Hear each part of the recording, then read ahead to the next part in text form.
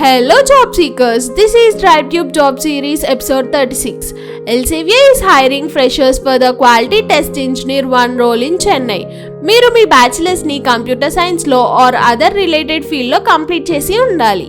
ఇప్పుడు ఈ రోల్ కి మేజర్ గా ఉండాల్సిన రెస్పాన్సిబిలిటీస్ ఏంటో డిస్కస్ చేద్దాం.